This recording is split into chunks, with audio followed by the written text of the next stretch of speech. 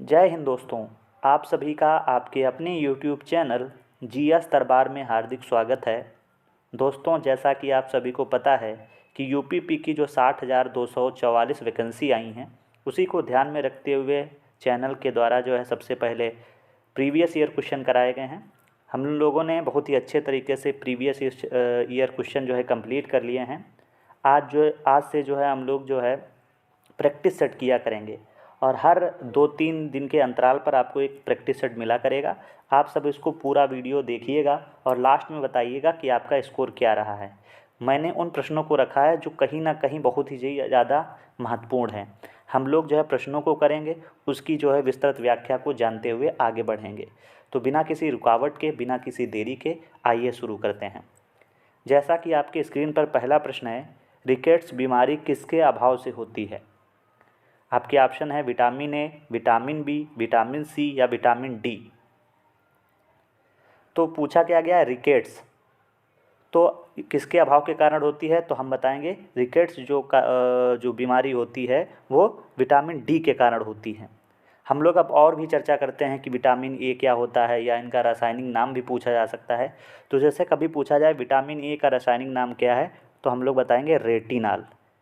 इसके साथ साथ अगर कहे विटामिन बी का नाम क्या है, तो हम कहेंगे थायमीन। इसी तरीके से अगर पूछा जाएगा विटामिन सी का नाम क्या है, तो हम क्या बताएंगे स्कारबिक अम्ल। और साथ ही साथ अगर विटामिन डी का नाम पूछ लिया जाए, तो हम लोग विटामिन डी का नाम क्या बताएंगे? कैल्सीफेरॉल। तो ये आपको याद रखना है। तो इसका सही जवाब क्या है? Vitamin D. इसके साथ ये भी याद रखना है, विटामिन ए का नाम हमारे साथ में बोलते चलिए रेटिनॉल, विटामिन बी का रासायनिक नाम थायमीन, विटामिन सी एस्कॉर्बिक अम्ल और विटामिन डी कैल्सीफेरॉल। आइए आगे बढ़ते हैं, अगला प्रश्न देखते हैं। दोस्तों, अगर ये आप पीडीएफ प्राप्त करना चाहते हैं तो मैंने जो है टेलीग्राम की लिंक दी है, आप उसको ज्वाइन करके वहाँ से ये पीडीएफ प्राप्त कर सकते हैं। दूसरा दोस्तों प्रश्न है, कंप्यूटर का वह भाग जो प्रोग्राम डिजाइन करता है, लिखता है और मेंटेन करता है क्या कहलाता है?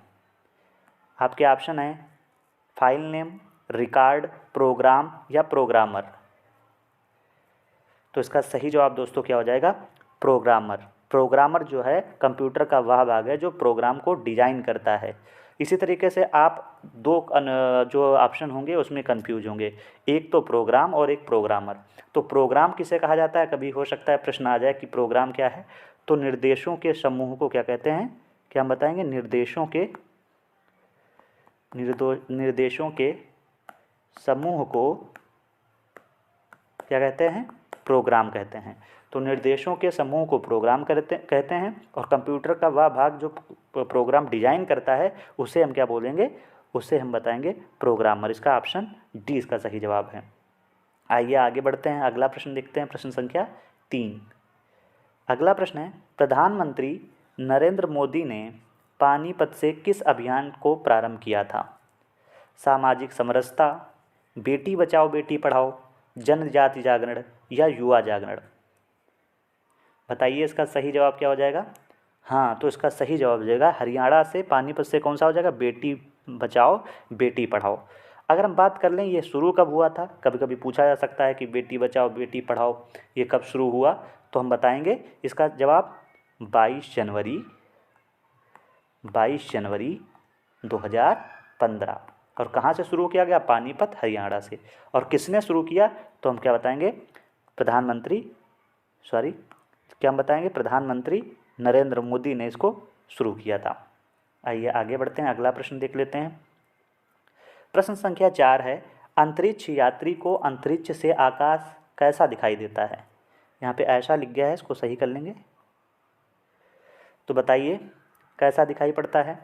नीला, काला या बैंगनी या लाल? तो अंतरिक्ष यात्री को अंतरिक्ष से आकाश कैसा दिखाई देता है? तो हम बताएंगे काला दिखाई पड़ता है। ऑप्शन कौन सा सही जवाब हो जाएगा? ऑप्शन बी इसका सही जवाब होगा। क्यों दिखाई देता है तो इसकी भी हम चर्चा कर लेते हैं।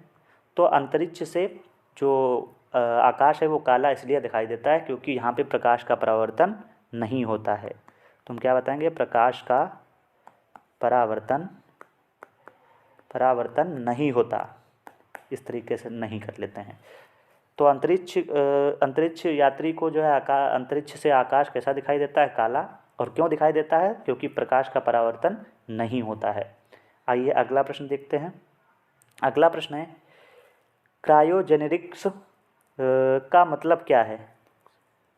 बहुत निम्न तापमान का अध्ययन, बहुत अधिक तापमान का अध्ययन, या जीवाश्म का अध्ययन, या जीवाणुओं का अध्ययन। तो इसका सही जवाब हो जाएगा, बताइए। हाँ, बिल्कुल सही, बहुत निम्न तापमान का अध्ययन होता है। ऑप्शन ए इसका सही जवाब है। इसमें और कुछ नहीं जानना है, आगे बढ़ते हैं। प्रश्न संख्या आपका स्क्रीन पर 6वां प्रश्न है कि वनस्पति के द्वारा शोषण किया गया अतिरिक्त जल ज़्यादातर किसके द्वारा हवा में विलीन होता है? पत्ते की सतह, पत्ते की निचली सतह, फूलों की पंखुड़ी या तना। तो इसका सही जवाब क्या हो जाए? पत्ते की ऊपरी सतह। ऑप्शन ए इसका सही जवाब है। दोस्तों, हम लोग सभी में जो है व्याख्या करते हुए नहीं चलेंगे। कुछ प्रश्न ऐसे आएंगे जिसको हमको समझते हुए चलना है, जहाँ से प्रश्न और भी बन सकते हैं। जैसे अगला प्रश्न है, न्यूट्रॉन की खोज किसने की? चैडविक, रदरफोर्ड, बोहर या न्यूटन। तो दोस्तों, इसकी आज मैं आपको ट्रिक बता देता हूँ, वहाँ से आप जो है पकड़ लेंगे। जैसे आपको याद रखना है, ईंट पर नाचो, ईंट पर नाचो, ईंट पर नाचो। अब देखो कैसे इसको आपको ट्रिक बनाना है। ईंट मतलब ई से हो जाएगा इलेक्ट्रॉन, इलेक्ट्रॉन, और इलेक्ट्रॉन से आप समझ जाना कि इलेक्ट्रॉन को अगर हम बताएंगे तो इलेक्ट्रॉन की खोज किसने की है। इसका कलर थोड़ा चेंज कर लेते हैं, कोई दूसरा कलर देख लेते हैं जिससे कि आपको साफ दिखाई पड़े। इसको कर लेते हैं। तो इलेक्ट्रॉन की जो खोज की है वो थॉमसन या टॉमसन बोल सकते हो, थॉमसन। इसी तरीके से ईट हो गया, पा से जो क्या हो जाएगा? प्रोटॉन। तो प्रोटॉन की खोज किसने की? प्रोटॉन की अगर हम बात करें तो प्रोटॉन की खोज किसने की? रा से रदरफोर्ड, रदरफोर्ड।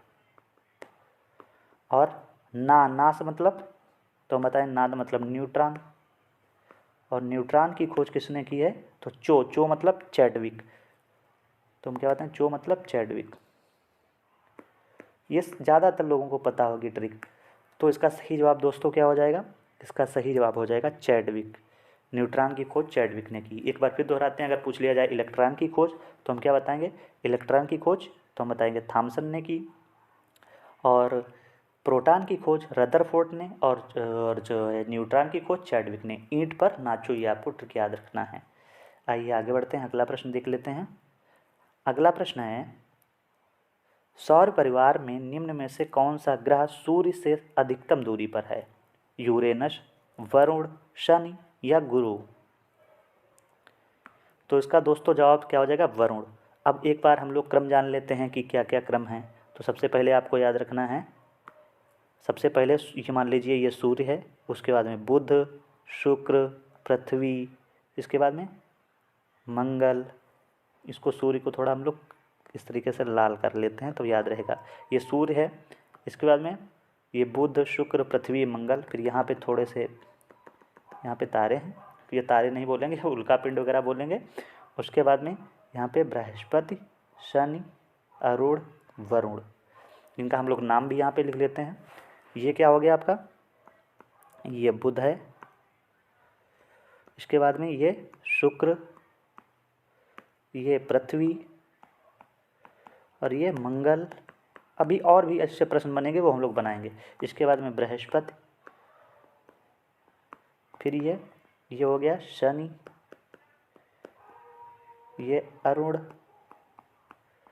और ये क्या हो गया? वरुण। देखो, ज़रूरी नहीं कि जो मैंने प्रश्न पूछा है वही आ जाए। प्रश्न जो है कहीं से भी पूछ सकता है कि सूर्य से जो है दूसरा अधिकतम दूरी पे कौन है, तो अरुण हो जाएगा। तो आपको क्रम याद रखना है। ये आपका क्या था? ये आपका सूर्य था, फिर बुध, शुक्र, पृथ्वी, मंगल, बृहस्पति, शनि, अरुण, वरुण। अब सबसे नज़दीक पूछा जाएगा तो बुध। इसी तरीके से पूछ लिया जाएगा, ये जो है यहाँ पे धूमकेतु, उल्का पिंड वगैरह पाए जाते हैं इस क्षेत्र में, तो यहाँ पे पूछा जाएगा कि धूमकेतु उल्कापिंड किन जो है 2 ग्रहों के बीच में पाए जाते हैं, तो बताएंगे मंगल और बृहस्पति के बीच में। इस तरीके से प्रश्न आपको याद रखना है। हो सकता है पूछ लिया पृथ्वी का सबसे नज़दीकी ग्रह, तो हम शुक्र बता देंगे, मंगल बता देंगे। तो इस तरीके से आपको ये करते हुए चलना है। आइए आगे बढ़ते हैं दोस्तों। ये PDF अगर आप प्राप्त करना चाहते हैं तो मैंने टेलीग्राम में लिंक दिए, आप वहाँ से इसको प्राप्त कर सकते हैं। अगला प्रश्न है, गतिमान एक्सप्रेस एक सेमी हाई स्पीड ट्रेन है जो नई दिल्ली और आगरा के बीच अधिकतम किलोमीटर प्रति घंटे से चलती है। पूछा क्या गया है कौन सी एक्सप्रेस, तो बताएंगे पूछा गया है गतिमान एक्सप्रेस। बताना है गतिमान एक्सप्रेस जो है किसके इसके बीच में चलती है और तो वो तो आपका हो गया दिल्ली और आगरा के मध्य। आपको प्रश्नों के साथ ये भी जानते चलना है, हो सकता है प्रश्न पूछ दिया जाए कि गतिमान एक्सप्रेस किन स्टेशनों के बीच में चलती है, तो दिल्ली और आगरा के बीच में। अब बात करना है कितने किलोमीटर प्रति घंटा से चलती है। तो इसका सही जवाब दोस्तों क्या होगा, आपके ऑप्शन है 120, 140, 130 या 160। तो इसका सही जवाब क्या हो जाएगा, 160 किलोमीटर प्रति घंटा। ऑप्शन डी इसका सही जवाब है।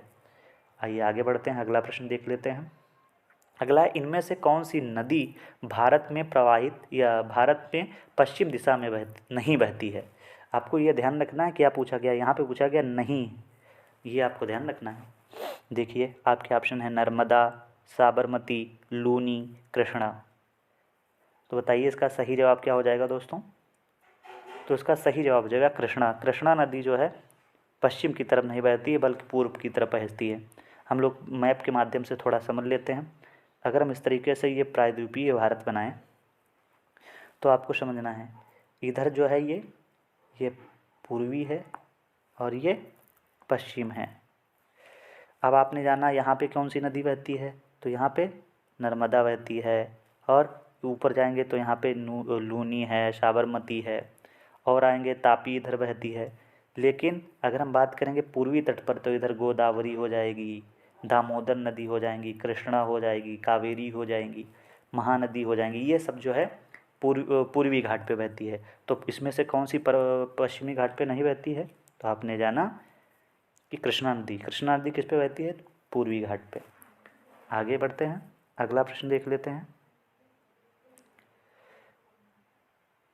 अगला प्रश्न दोस्तों है, उत्तर प्रदेश की भौगोलिक सीमा सर्वाधिक राज्यों को स्पर्श करती है, निम्नलिखित में से कौन सा राज्य इसमें शामिल नहीं है।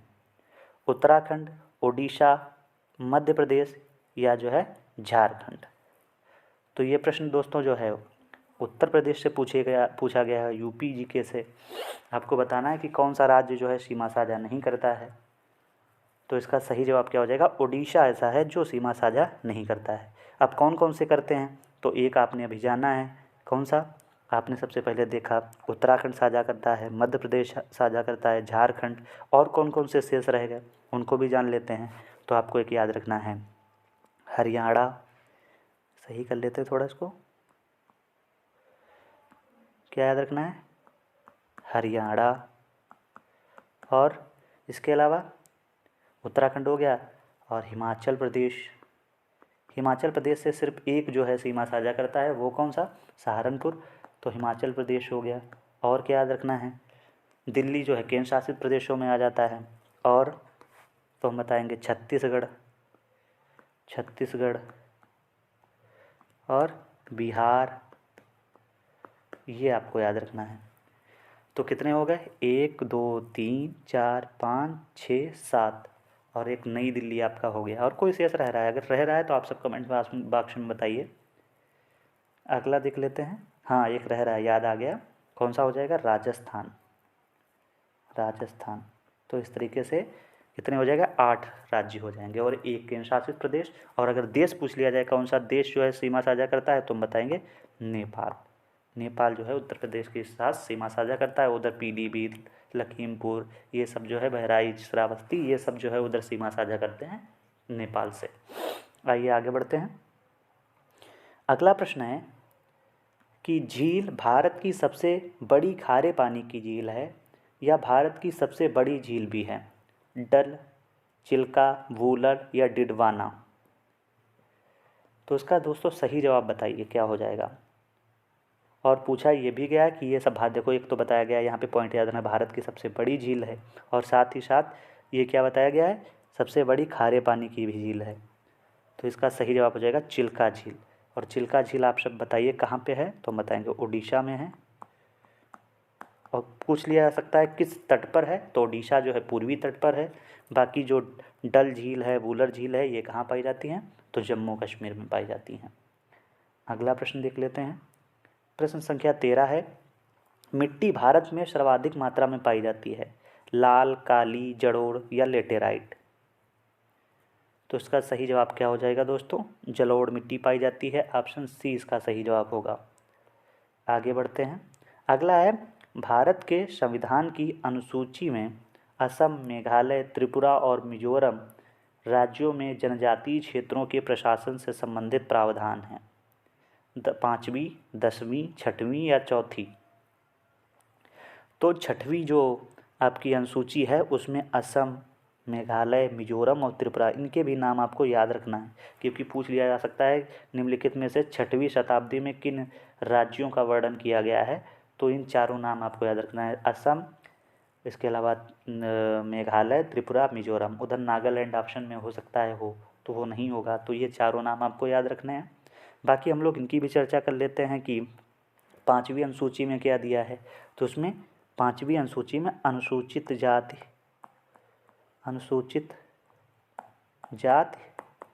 एवं जनजाति के बारे में उसमें वर्णन किया गया है, कितनी क्या सीट रहेंगी, प्रशासन के बारे में चर्चा की गई है।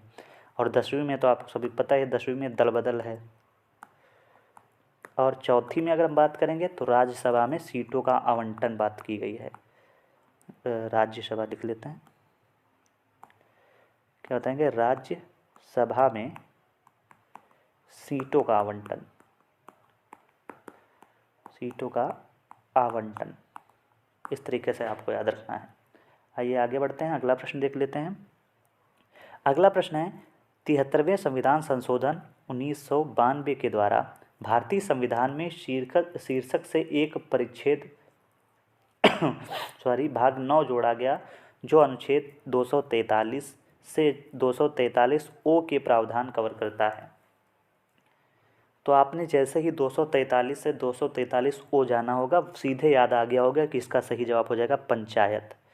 और किस संविधान संशोधन द्वारा, तो 73वें संविधान संशोधन द्वारा। और किस भाग में, तो भाग 9 आपको याद रखना है।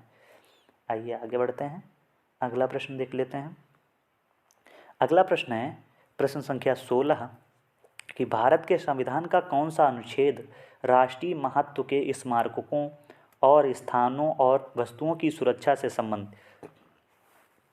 अनुच्छेद 48 से अनुच्छेद 49 या 50। तो क्या पूछा गया है, राष्ट्रीय महत्व के स्मारकों और स्थानों की और वस्तुओं की सुरक्षा से संबंधित है। तो इसका दोस्तों सही जवाब क्या हो जाएगा, इसका हम जवाब बताएंगे अनुच्छेद 49। अनुच्छेद 49 में इसका वर्णन किया गया है। अच्छा, अन्य में हम बात कर लें, अनुच्छेद 48 में क्या है, तो अनुच्छेद 48 में कृषि है और एवं पशुपालन के बारे में वर्णन किया गया है। और अगर हम बात कर लें अनुच्छेद 48A में क्या है, तो पर्यावरण सुरक्षा है। आप सब इसको नोट्स बनाते चलिएगा।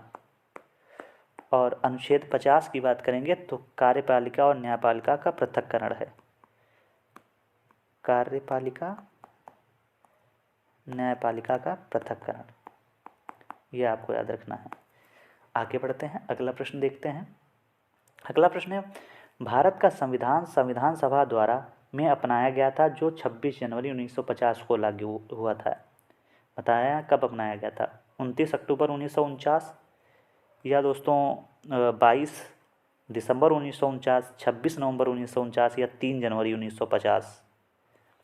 ये तो सभी को पता होगा इसका जवाब। इसका सही जवाब क्या हो जाएगा, 26 नवंबर 1949 को। इसके अलावा आपको याद रखना है इस दिन कितने अनुच्छेद अपनाए गए थे, तो हम इसका सही जवाब बताएंगे 16 अनुच्छेद। दोस्तों याद रखना है कि संविधान हमारा बनके तैयार हो गया था, तो हम बताएंगे 26 जनवरी 1950 को बनके 26 नवंबर 1950 26 नवंबर 1949 को बनके तैयार हो गया था। लेकिन लागू कब हुआ था, 26 जनवरी 1950 को। क्यों, क्योंकि ये 26 जनवरी जो है बहुत ही महत्वपूर्ण दिवस था, क्योंकि इस दिन स्वाधीनता दिवस मनाया गया था। इसके चलते 26 जनवरी 1950 को संविधान पूर्ण रूप से लागू हुआ था, लेकिन 16 अनुच्छेद ऐसे थे जिनको बाद में पहले ही जो है संविधान लागू होने से पहले ही लागू कर दिया गया था। अगला देख लेते हैं, प्रश्न संख्या 18। उत्तर प्रदेश के में बुद्ध ने अपना पहला उपदेश दिया और अपने कार्य विधि की नींव रखी थी। आपको बताना है गौतम बुद्ध जी ने जो है पहला उपदेश कहाँ दिया था। आपके ऑप्शन है कुशीनगर, शंकरिया, सारनाथ या श्रावस्ती। ये तो सभी को पता होगा, इसका सही जवाब क्या है, सारनाथ में जो है पहला उपदेश दिया था। अच्छा, इसके अलावा आओ और बताइए सर्वाधिक उपदेश कहाँ दिए। तो हम बोल बताएंगे सर्वाधिक जो उपदेश दिए हैं वो श्रावस्ती में दिए हैं। तो यहाँ पे आप लिख लीजिएगा सर्वाधिक उपदेश। सर्वाधिक उपदेश कहाँ दिए हैं, श्रावस्ती में दिए हैं। और पूछ लिया जाता है कि कौन सी भाषा में दिए, तो हम बताएंगे पाली भाषा में दिए हैं। इसके अलावा कुशीनगर में, तो कुशीनगर में क्या बताइए, तो कुशीनगर में इन्हें मोक्ष की प्राप्ति हुई थी, मोक्ष की प्राप्ति। चलिए आगे बढ़ते हैं, अगला प्रश्न देख लेते हैं, प्रश्न संख्या 19। आपको जो है अगर वीडियो अच्छा लग रहा है तो अपने दोस्तों को भी शेयर करिएगा, जिससे कि वो हमारे साथ जुड़ सकें। और मैं जो है जितने भी ज़्यादा लोग जुड़ेंगे उसी के साथ नई एनर्जी के साथ आपको प्रश्न और अच्छे तरीके से कराते रहेंगे। अगला प्रश्न है, जनवरी 1958 में लॉर्ड कैनिंग तक चले गए, ये तक यहाँ पे सही कर लीजिए थोड़ा, लॉर्ड कैनिंग चले गए और दिल्ली डिवीज़न को छोड़कर उत्तरी प्रांत का गठन किया। बताना है का लॉर्ड कैनिंग ने जो है उत्तरी पश्चिमी प्रांत का कौन सा ऐसा था जो गठन किया था, अहमदाबाद, इलाहाबाद, भुवनेश्वर या त्रावणकोर। तो इसका सही जवाब हो जाएगा इलाहाबाद, ऑप्शन बी इसका बिल्कुल सही जवाब है दोस्तों। और कब किया था तो वो भी आपको सन भी याद रख लीजिए तो और भी अच्छा रहेगा। अगर हम सन की बात करेंगे तो 1858 याद रखना है। आगे बढ़ते हैं, अगला प्रश्न है, उत्तर प्रदेश के हिमालयी पहाड़ी क्षेत्रों में उत्तराखंड नामक का एक राज्य अस्तित्व में आया कब। तो इसका मैं सीधे जवाब ही बता देता हूँ, ये तो सभी को पता होगा। इसका सही जवाब क्या है, 9 नवंबर 2000 में।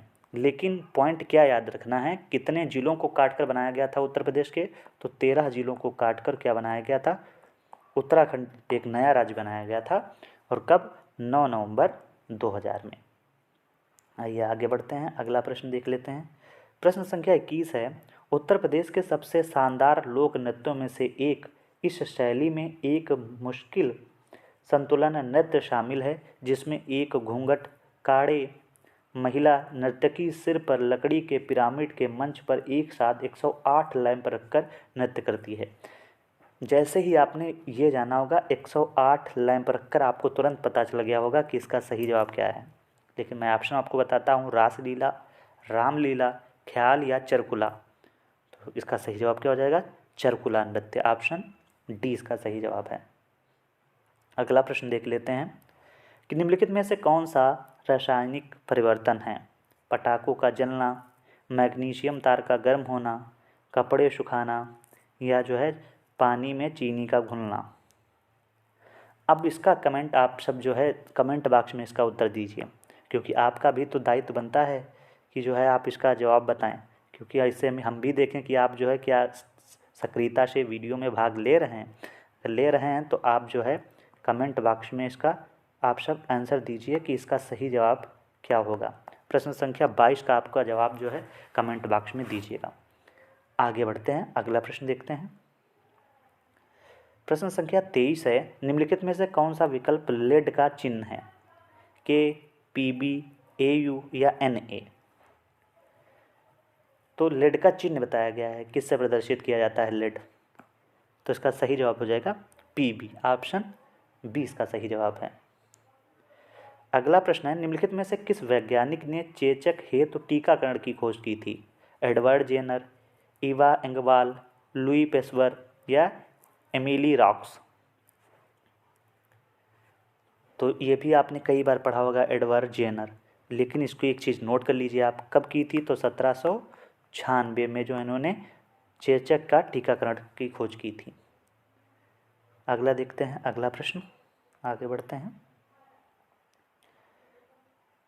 अगला प्रश्न है, निम्नलिखित में से कौन से मच्छर से उत्पन्न वाला रोग नहीं है?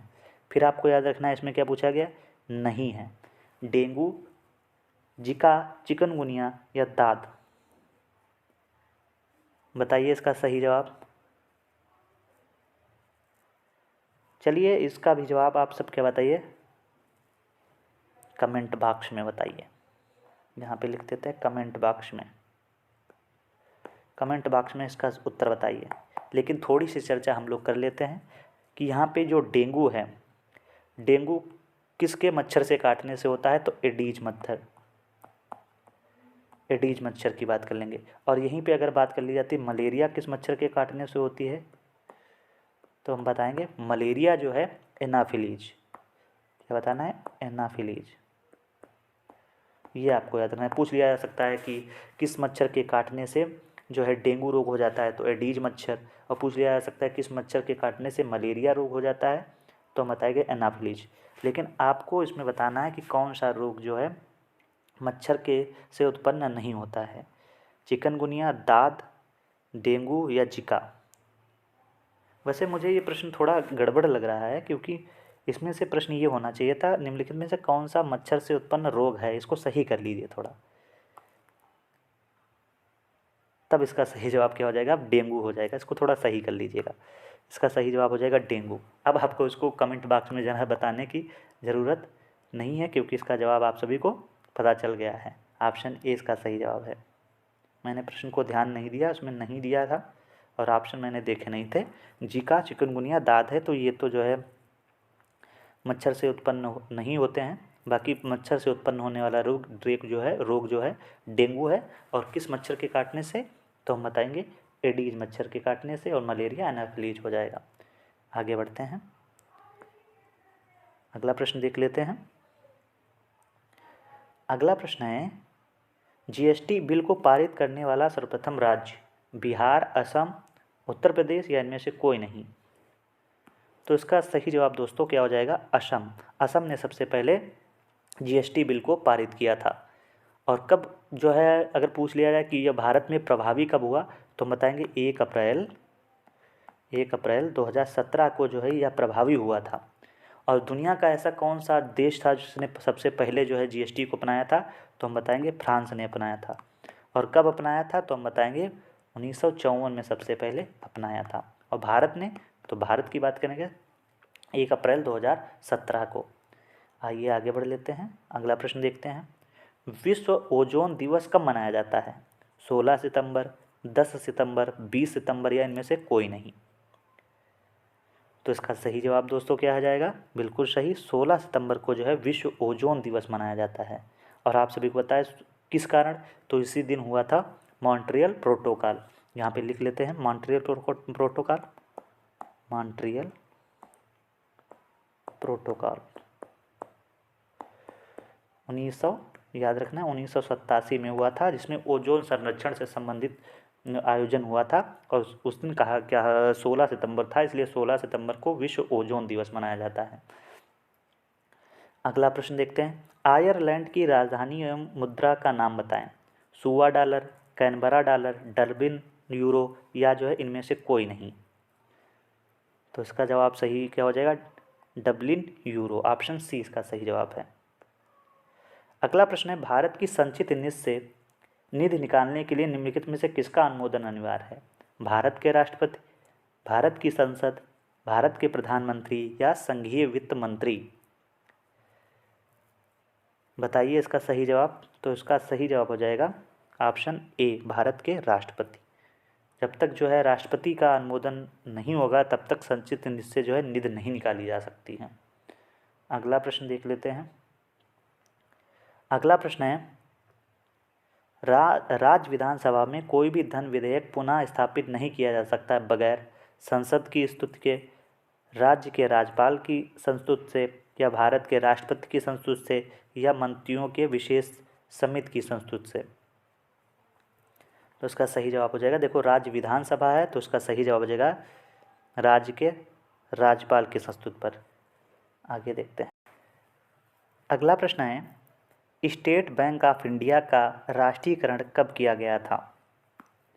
आपके ऑप्शन हैं 1 जनवरी 1949, 26 जनवरी 1950, 1 जुलाई 1955 या 1 अप्रैल 1956। तो इसका सही जवाब क्या हो जाएगा, 1 जुलाई 1955 को जो है स्टेट बैंक ऑफ इंडिया का राष्ट्रीयकरण हुआ था।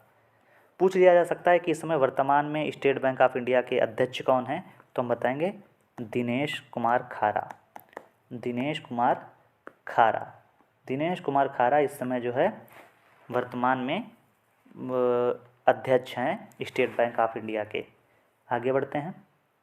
अगला प्रश्न है, एक उच्च न्यायालय का न्यायाधीश अपना त्यागपत्र संबोधित करता है राष्ट्रपति को, भारत के मुख्य न्यायाधीश को, या इसके राज्य के उच्च न्यायालय के मुख्य न्यायाधीश को, या राज्य के राज्यपाल को।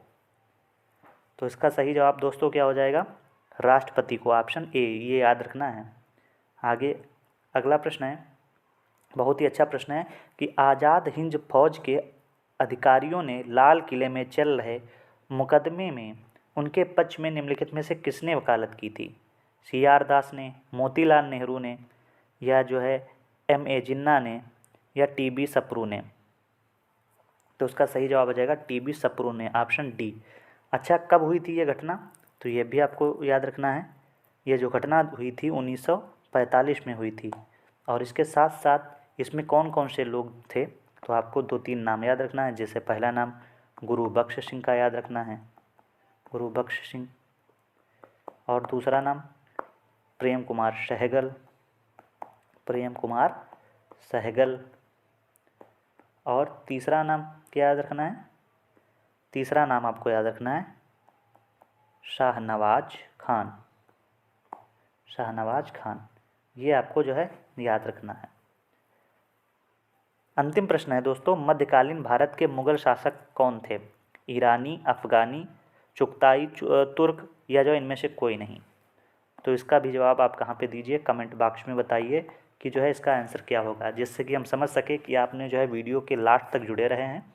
तो दोस्तों इस वीडियो में बस इतना ही रखते हैं। आप सभी को ये वीडियो कैसा लगा है, यदि अच्छा लगा है तो कमेंट बॉक्स में ज़रूर बताइएगा, अपने मित्रों को भी भेजिएगा। और यदि आप ये PDF प्राप्त करना चाहते हैं तो मैंने जो है डिस्क्रिप्शन में टेलीग्राम की लिंक दी है, आप वहाँ से जाके इसको डाउनलोड कर सकते हैं। धन्यवाद।